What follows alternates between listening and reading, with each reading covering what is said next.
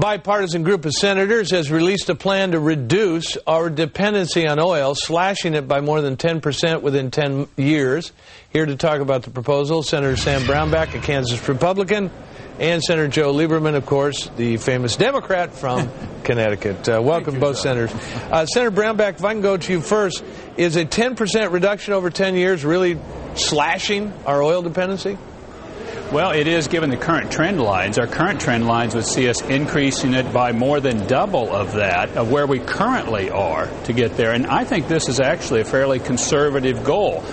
Being a conservative, I like to do things that way, but I think if this plan is put into place and accepted by the consuming public, which I think it can be, you can see those numbers go down even more than what that projection is. Senator Lieberman, what's in this plan? What are we going to be asked to do? Yeah.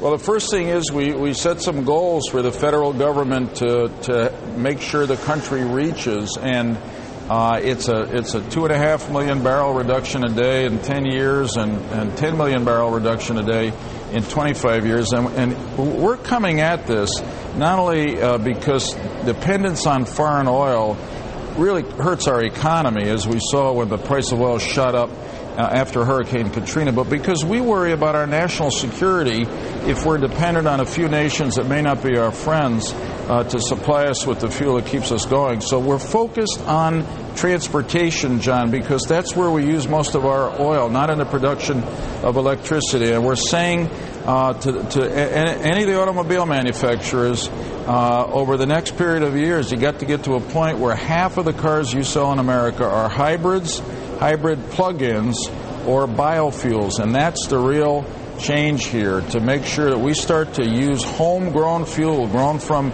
I think you're talking about Senator Brownback's state, Kansas. So that was a good transition, right? Yeah, I want us to be a lot more dependent on the Midwest instead of the Middle East. Well, and why aren't we? I mean, Willie Nelson's got this station, this gas station down south of where I live in Dallas called biodiesel. And you know, it's evidently a mixture of your corn oil and diesel. So why don't we see more of that around anyway?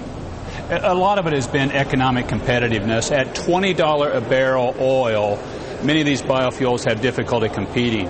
When you get to $40 a barrel, $50 or $60 a barrel oil, they can compete. So I think you're going to see many more of them coming along.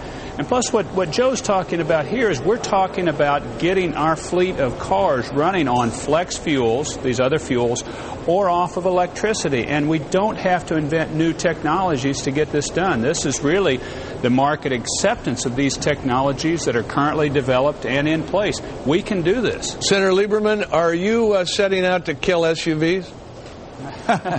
Well, not personally, but, you know, we have to force the automobile manufacturers to give people more good alternatives that are fuel-saving or use other fuels than gasoline, which comes from oil.